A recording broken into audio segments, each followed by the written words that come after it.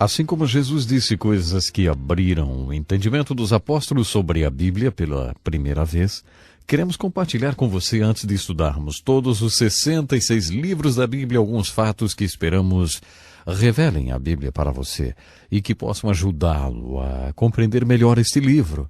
Seja bem-vindo a mais uma lição do programa Encontro com a Palavra, onde você vai fazer parte do mais importante estudo do mundo, pois estamos aqui estudando o livro mais importante do mundo, a Bíblia Sagrada.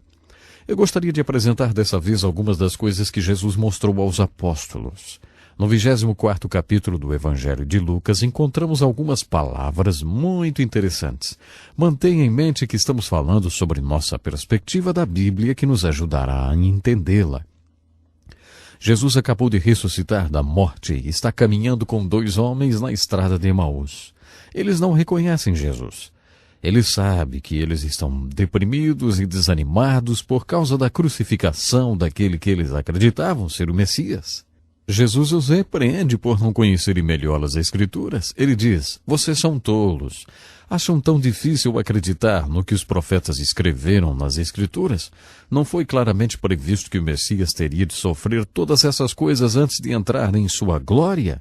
E a Bíblia nos diz, ouça. Então Jesus citou passagens e mais passagens dos escritos dos profetas, começando com o livro de Gênesis e continuando pelas Escrituras explicando o que significava cada passagem e o que os profetas disseram sobre ele, Jesus. Então ele diz: vocês não lembram quando eu disse que tudo que foi escrito sobre mim por Moisés e os profetas e nos Salmos é verdadeiro?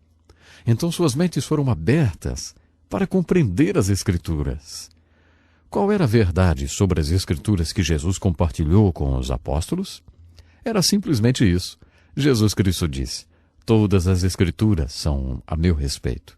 Foi esse o fato que revelou as Escrituras aos 2 discípulos. No 5º capítulo do Evangelho de João, versículos 39 e 40, ele disse as mesmas coisas aos líderes religiosos da época. Eles discutiam com Jesus sobre as declarações que ele fizera sobre quem ele era. E disse Jesus: vocês não precisam de provas. Se realmente quiserem acreditar que eu sou o Messias, vocês têm muitas evidências. E ele listou várias evidências com as palavras de João Batista que tocavam em seu nome e as palavras do Pai no seu batismo, os milagres que ele fez. E Jesus continuou dizendo: vocês conhecem a Bíblia. Estão sempre estudando as Escrituras porque acreditam que se tornar mestre na Bíblia poderá lhes dar a vida eterna. E Jesus disse mais: todas as Escrituras apontam para mim, mas vocês não querem vir até mim para que eu possa lhes dar a vida eterna. Sobre esse anunciado, todas as Escrituras apontam para mim. O famoso teólogo Oswald Chambers diz que é a frase-chave de toda a Bíblia. Esse anunciado nos mostra o que a Bíblia trata. Não esqueça desse fato. A Bíblia toda é sobre Jesus. Esse é o fato. Um fato compartilhado por Jesus com os 2 discípulos, que fez com que eles entendessem as Escrituras. Isso abriu totalmente a Bíblia para eles. Há 4 propósitos na Bíblia que eu gostaria de compartilhar com você agora. O primeiro desses 4 propósitos é apresentar Jesus Cristo como o Salvador e Redentor do mundo. Esse é o primeiro propósito da Bíblia, para nos apresentar Jesus Cristo como Salvador e Redentor do mundo, e para nos dizer no Velho Testamento, Jesus está vindo, e para nos dizer no Novo Testamento, Jesus veio. A Bíblia naturalmente quer nos apresentar o contexto histórico da vinda de Jesus. O segundo propósito da Bíblia é apresentar a história do Redentor e a redenção, ou ainda a história do Salvador, e a salvação que veio através dele. A outra metade dos capítulos do Evangelho de João fala da última semana da vida de Jesus. João dividiu seu Evangelho bem na metade. Uma metade cobre brevemente os primeiros 30 anos de Jesus e mais seus 3 anos de ministério.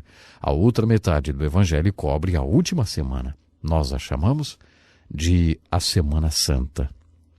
Então, o que é importante notar sobre o modo como essa vida foi contada para nós, hein?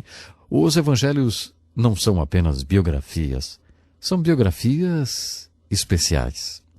O que você acharia de uma biografia de Abraham Lincoln que não dissesse nada sobre seu nascimento ou seus primeiros 30 anos de vida? 2 dos evangelhos nem mesmo mencionam o nascimento de Jesus e seus 30 primeiros anos de vida. Veja, essas biografias foram escritas para nos dizer algo. Eles estão tentando nos dizer que Jesus veio e por que ele veio. Ele veio para o que ele iria realizar naquela última semana. Enquanto aprendemos a avaliar quanto espaço a Bíblia dedica a cada assunto, tome nota do seguinte: existem ao todo 1.189 capítulos na Bíblia. 11 desses 1.189 capítulos são dedicados à história do universo, à história da Terra, à história do homem, à história da mulher, à história dos idiomas, à história do mal, à história de todos os povos civilizados sobre os quais Deus quer nos falar. Tudo isso está apresentado nos primeiros 11 capítulos. Dependendo da sua filosofia sobre origens, esses primeiros 11 capítulos do Gênesis podem estar cobrindo milhões e milhões de anos. No livro de Gênesis, no capítulo 12, encontramos um homem chamado Abraão. Começando no capítulo 12 de Gênesis até o capítulo 22 do Apocalipse, um total de 1.178 capítulos, todos esses capítulos falam sobre Abraão e seus descendentes, especialmente sobre aquele descendente através de quem todas as nações da terra foram abençoadas, o Messias, Jesus. A Bíblia está retratando cerca de 2.000 anos da história hebraica. O propósito da Bíblia não é ser o livro da criação, nos dizer como o universo e a Terra chegou até aqui, como o homem chegou até aqui, exatamente. E também o propósito da Bíblia não é uma história da civilização dos povos, vamos dizer assim. A Bíblia está interessada em uma única coisa, e ela aborda o assunto antes de chegar ao seu 12º capítulo. A Bíblia está interessada na apresentação da salvação da humanidade. Está interessada na redenção. Está interessada em nos mostrar como a salvação veio, como o Salvador veio, como o Redentor veio. Então isso nos leva direto para Abraão. De Abraão a Cristo. Isso é tudo que a Bíblia retrata. Esses são os 2.000 anos de história com os quais a Bíblia se preocupa. Um terceiro exemplo do espaço dado a certos assuntos poderia ser essa observação. Compare o tamanho do Novo Testamento com o do Velho Testamento. O Novo Testamento tem 260 capítulos. O Velho Testamento tem 929 capítulos. Visto que Deus é muito cuidadoso acerca de quanto de espaço ele reserva para cada assunto, você não acha possível ou até óbvio que ele nos diga alguma coisa mais importante no Velho Testamento, já que ele nos deu 929 capítulos?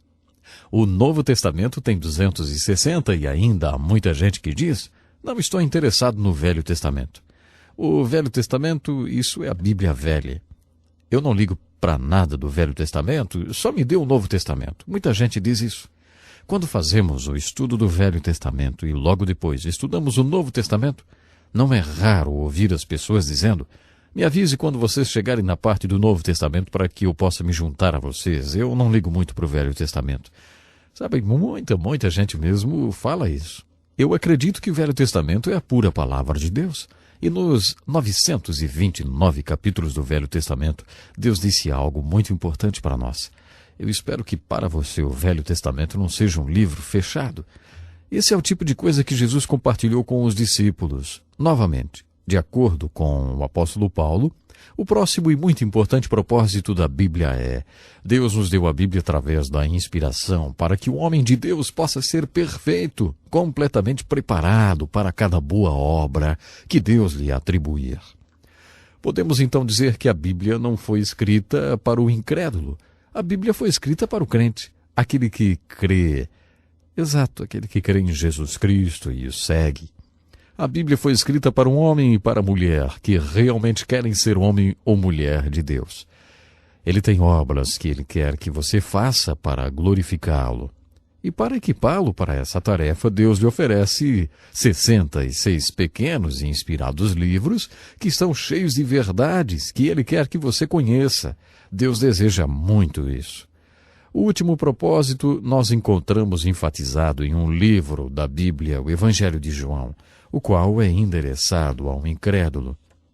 Quando João escreveu o quarto evangelho, ele disse: os discípulos de Jesus o viram fazer muitos milagres, além dos que lhes tenho contado neste livro, mas estes estão registrados para que acrediteis que ele é o Messias, o Filho de Deus, e que acreditando nele tereis vida.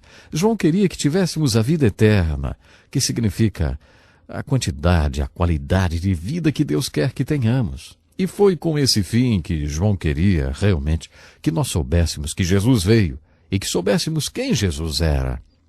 João também queria que soubéssemos o que significa a fé. Ele disse: eu escrevi essas coisas sobre Jesus para que vocês que não creem possam examinar os relatos dos sinais milagrosos do que Jesus fez e assim vocês possam crer que Jesus, o Jesus histórico, era Cristo, o Filho de Deus.